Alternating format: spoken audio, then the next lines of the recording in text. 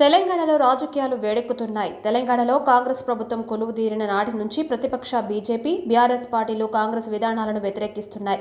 ఇప్పటికే కాంగ్రెస్ పరిపాలన తీరుపై, వారి పాలసీలపై విమర్శలు చేస్తున్నాయి బీజేపీ, బీఆర్ఎస్ పార్టీలు.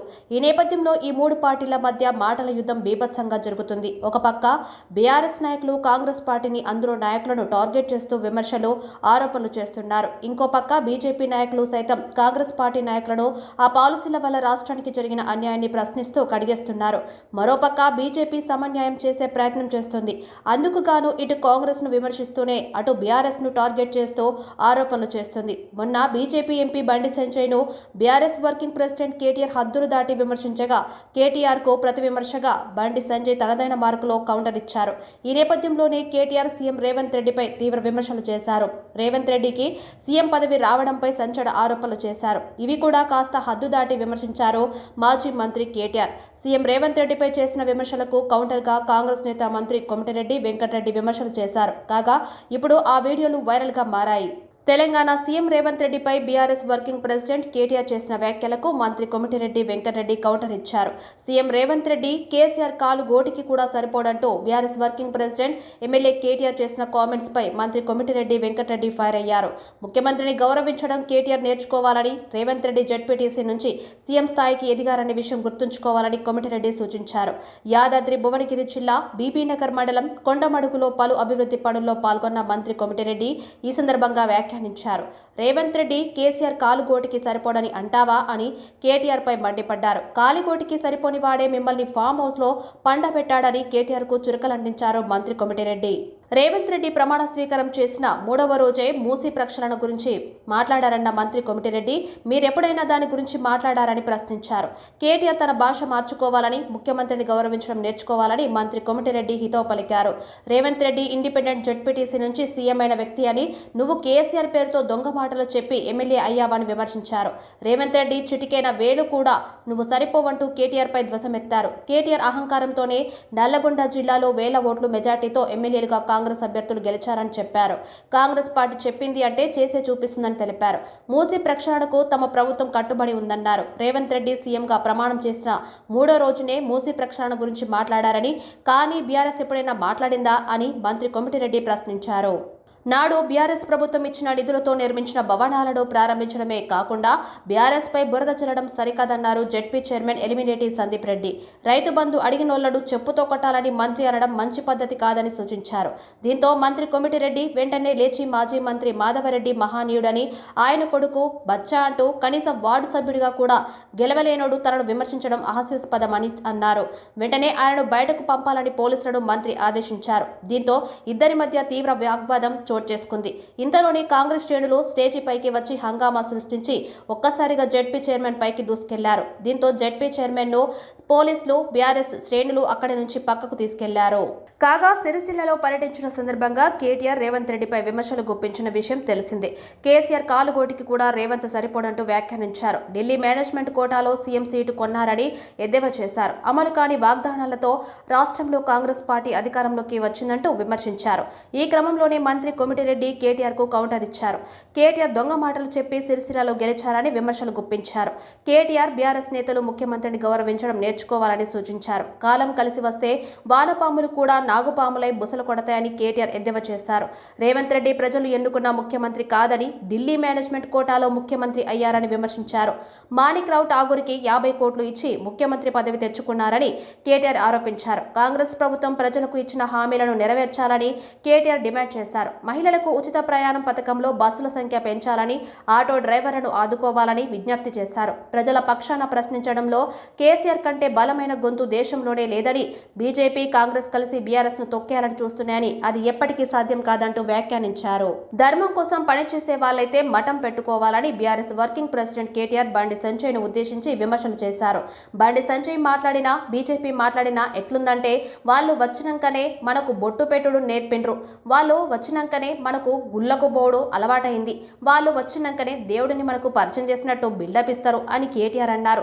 మాట్లాడితే మతం అనే బండి సంజయ్ కరీంనగర్ పార్లమెంటు నియోజకవర్గ పరిధిలో వేములవాడ రాజన్న ఆలయం, ఇల్లంతకుంట రామాలయం, కొండగట్టు అంజన్న ఆలయాలకు 5 పైసలు అయినా తెచ్చిండా అని కేటీఆర్ ప్రశ్నించారు. నీ నియోజకవర్గంలో ఒక్క గుడి కట్టలే, ఒక్క బడి కట్టలేదని విమర్శించారు. దానికి కౌంటర్గా బండి సంజయ్ ఘాటు వ్యాఖ్యలు చేశారు. బండి సంజయ్ హిందుత్వం కోసం, ధర్మం కోసం పనిచేస్తే మఠం పెట్టుకోవాలంట. నీ అయ్య బాగా తాగి ప్రజలకు అందుబాటులో లేకుండా ఫామ్ హౌస్ లో పడుకున్నాడు. మరి మీ అయ్య బార్ పెట్టుకోవాలి. మరి మీ అయ్యకు ముఖ్యమంత్రి పదవి ఎందుకు? ఏం పెట్టుకోవాలి? మీ అయ్య తాగి పడుకునే వాడికి ఏం కావాలి? బార్ పెట్టుకొని బతకాలి. నువ్వు ప్రతిసారి తురుకోల గురించి మాట్లాడతావు, హిందుత్వానికి వ్యతిరేకంగా మాట్లాడతావు. మరి నువ్వో మసీదు కట్టుకో, నీ అయ్య బార్ పెట్టుకోవాలి, నువ్వు మసీదు కట్టుకోవాలి, టోపీ పెట్టుకో, గడ్డం పెంచుకో, రోజు నమాజ్ చేయి అంటూ బండి సంజయ్ విరుచుకుపడ్డారు. ఈ విధంగా తెలంగాణలో బీఆర్ఎస్ పార్టీ నాయకులు, ముఖ్యంగా మాజీ మంత్రులు కేటీఆర్, హరీష్ రావులు తీవ్ర విమర్శలు చేస్తున్నారు. దీనికి అనుగుణంగా అధికార కాంగ్రెస్ పార్టీ నాయకులు, బీజేపీ నాయకులు కేటీఆర్, హరీష్ రావులకు చురకలంటిస్తున్నారు. కేటీఆర్, హరీష్ రావు చేస్తున్న విమర్శలకు కార్చిచ్చు అంటుకుంటుంది. దానికి ప్రతిగా బీజేపీ, కాంగ్రెస్ నాయకులు బీఆర్ఎస్ పై, ఆ పార్టీ అధినేత కేసీఆర్ పై బగ్గుమంటూ సెగలు కక్కుతున్నారు. అయితే పార్లమెంటు ఎన్నికలు దృష్టిలో పెట్టుకుని ఈ విమర్శలు చేస్తున్న బీఆర్ఎస్ నాయకులు ఆ పార్టీకి లాభం చేకూరుస్తున్నారో, నష్టం చేకూరుస్తున్నారో తెలియని పరిస్థితి ఉంది. ఇటు బీజేపీతో మతాలను రెచ్చగొడుతూ రాజకీయాలను చేస్తున్న బీఆర్ఎస్, అటు కాంగ్రెస్ నయవంచన చేసే పార్టీ అంటూ ప్రాంతీయ విద్వేషాలు రెచ్చగొట్టే విధంగా రాజకీయాలు చేస్తుంది. మరి బీఆర్ఎస్ వేసిన ఈ వ్యూహంలో ప్రజలు ఎంత మేరకు ఇన్వాల్వ్ అయ్యి ఆ పార్టీకి మేలు చేస్తారో చూడాల్సి ఉంది. ఇవాళ ఈయన మాట్లాడుతాడు, ముఖ్యమంత్రి 100 మీటర్ల కింద దొక్కుతాడు బీఆర్ఎస్ ను. ఒక ఆయననేమో 100 మీటర్ల కింద దొక్కుతా అంటుండు రేవంత్ రెడ్డి. ఇంకొక ఆయనేమో ఇక్కడ మన ఎంపీ ఉన్నాడు కరీంనగర్ బండి సంజయ్, కుల్లా చెప్తుండ ఆయన, మనం కొట్లాడుకుంటూ కాదు, కాంగ్రెస్ బీజేపీ కొట్లాడుకుంటూ కాదు, బీఆర్ఎస్ గింతంత మిగిలిందిగా, ఆయనతో బీఆర్ఎస్ ను ఖతం చేయాలి, మనం కొట్లాడుకోవద్దు, మనం కలిసి ఉండాలి అని బండి సంజయ్ కుల్లా మాట్లాడుతుండ్రు. చూసిరా లేదా మీరు?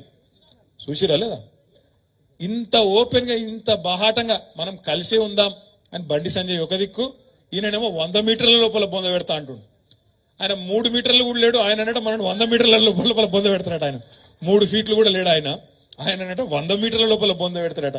నేను రేవంత్ రెడ్డి గారికి ఒకటే చెప్తున్నా, రేవంత్ రెడ్డి గారు, ఈ పిచ్చి మాటలు, ఈ ప్రగల్భాలు నీకంటే ముందు మీ గురువర్యులు మాట్లాడిండు. వాళ్ళ గురువర్యుల పేర్లు ఎందుకు తీగాని, నీ గురువు మాట్లాడిండు, ఇంతకంటే ముందు ఉన్న పెద్ద పెద్ద తీస్మార్కాన్లు మాట్లాడిండు.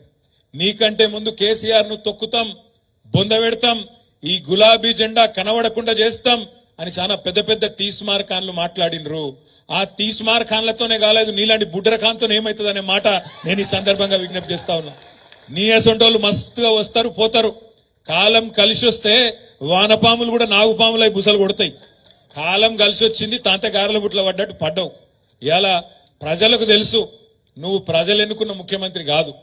ఢిల్లీ ద్వారా మేనేజ్మెంట్ కోటాలో ఢిల్లీని మేనేజ్ చేసుకొని మాణిక్యం ఠాగూర్ కు 50 కోట్లు ఇచ్చి వీని చెవుల ఊది వాని చెవుల ఊది నలుగురు నువ్వు పోగేసుకొని ఢిల్లీకి వెళ్ళి ఆడికెళ్ళి మేనేజ్మెంట్ తీసుకొని తెచ్చుకున్న పదవి తప్ప ప్రజలందరూ కలిసి కూడబలుకొని నిన్నేం ఎన్నుకోలేదు. ముమ్మాటికి ఎన్నటికీ నువ్వు కేసీఆర్ గారి కాలు గోరుకు కూడా సరిపోవు రేవంత్ రెడ్డి అని మాట నేను విజ్ఞప్తి చేస్తా ఉన్నా. ఇది నేనేదో వేరే ఉద్దేశంతో చెప్తలేను, ఒకటే మాట గుర్తుపెట్టుకోండి. ఇవాళ నిజంగా కూడా కేసీఆర్ అనే నాయకుడు లేకపోతే, ఈ గులాబీ జెండా లేకపోతే తెలంగాణ ఎక్కడిది? ఆ తెలంగాణ రాష్ట్రానికి వచ్చే ఈ పదవులు, ముఖ్యమంత్రి, ఉప ముఖ్యమంత్రి పదవులు ఎక్కడి? ఆలోచించుకో రేవంత్ రెడ్డి గారు మాట్లాడే ముందు అనే మాట నేను విజ్ఞప్తి చేస్తా ఉన్నా. కేసీఆర్ ని అలా పార్టీని మూసిగా పాతి పెట్టి మురికి కుంపలు వేసి పడేస్తే ఆయన ఖాళీ గోడి పెట్టుకోడంట. ముఖ్యమంత్రి అనే పదవికి, ముఖ్యమంత్రి అనే వారికి ఎవరు ఆ కుర్చీలో ఉన్న గౌరవం ఇవ్వాలి. కేటీఆర్ కి ఎంత అహంకారం అంటే ముఖ్యమంత్రి పట్టుకొని ఖాళీ గోడి అంటారా? నేను ఒకటే చెప్తున్నా, కేటీఆర్ మిస్టర్ బచ్చా గారివి, రేవంత్ రెడ్డి ఏది కోడి కూడా పనికిరావు. మీరు అయ్యా ఎమ్మెల్యే అయితే ఆ పేరు పెట్టి అమెరికా నుంచి వచ్చి 80 ఓట్లతో ఎమ్మెల్యే గెలిచాం. 420 అని అదని ఇదని ఇక అధికారం పోయేసరికి రోజు 1000 కోట్లు వచ్చే పని. ధరణి పేరు మీద 1000 ఎకరాలు దోచుకొని మొత్తం ఇవాళ దేశాన్నే దోచుకున్న సత్యం రామలింగరాజు, ప్రపంచాన్ని దోచుకున్న రామలింగరాజు కొడుకు తేజరాజు ఈయనకు రైట్ హ్యాండ్. రామలింగరాజు అనే వ్యక్తి ఐటీ కంపెనీ పెట్టి, సత్యం కంప్యూటర్ పెట్టి అమెరికా, లండన్లో ఎన్నో దేశాలను మోసం చేస్తే 10 ఏళ్ళు జైల్లో ఉండొచ్చు. ఆయనకి ఈయన గురువు. అలాంటి దొంగ వాళ్ళని పెట్టుకొని, ఆంధ్ర నాయకులు, ఆంధ్ర దోపిడీదారులను పెట్టుకొని దోచుకొని ఇవాళ ఘోరంగా ఓడిపోయి మతి భ్రమించి మాట్లాడుతున్నాం. గాయన మాట కూడా పడుచుకుంటాడు ఆయన. గాయన పడుచుకుంటారు ఎవడైనా? వాళ్ళ పార్టీ వాళ్ళు పడుచుకుంటారు. నేను అన్నాడా నన్ను ఏమన్నాడు కదా నేను బండి సంజయ్ మఠం పెట్టుకోవాలని అన్నాడట. బండి సంజయ్ హిందూ ధర్మం గురించి మాట్లాడితే మఠం పెట్టుకుంటే, నేను రాముని గురించి ధర్మం గురించి మాట్లాడితే మఠం పెట్టుకుంటే, మీ అయ్యారు 24 గంటలు తాగిమంటాడు ఫామ్ హౌస్ ప్రగతి వల్ల. మరి మీ అయ్యా ముఖ్యమంత్రిగా బాధ్యత అప్పచెప్పారు. అప్పచెప్తే ఆ బాధ్యత నెరవేర్చకూడదు. 24 గంటలు తాగిమంటే మీ అయ్యా బార్ పెట్టుకోవాలి. మరి నువ్వు మొన్న ఏమన్నావు? మైనార్టీ డిక్లరేషన్ మైనార్టీ అన్నావు. నువ్వు ఓ మసీదు వరకు నమాజ్ చేయని అంటున్నా. దేశవ్యాప్తంగా ఈ రాష్ట్ర వ్యాప్తంగా మీ అయ్యా ఉప ఎన్నికలు ఉంటేనే బయటకు వస్తాడు. ఉప ఎన్నికలు ఉంటే బయటకు వస్తాడు. అది కూడా అస్తస్థలో ఉండలేదు.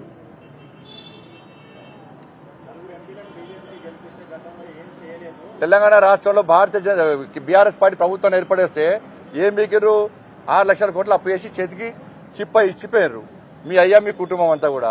ఫస్ట్ దాని మీద సమాధానం చెప్పు. ఏ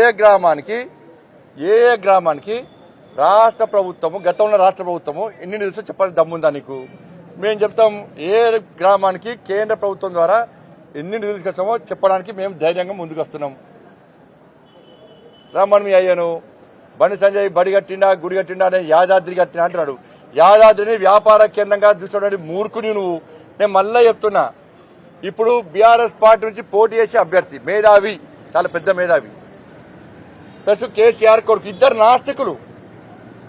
వీళ్ళు ఇట్లా బొట్టు పెడతారు, అందరి ముందు నటిస్తారు, బయటకు పోయి బొట్టు చూసుకుంటారు వీళ్ళు. వాళ్ళిద్దరు అంతే. కరీంనగర్ పార్లమెంటు నియోజకవర్గంలో దేవుణ్ణి నమ్మే 99% ప్రజలు దేవుణ్ణి నమ్మని ఈ నాస్తికులకు ఓటేస్తారా? ఆలోచించుకోండి.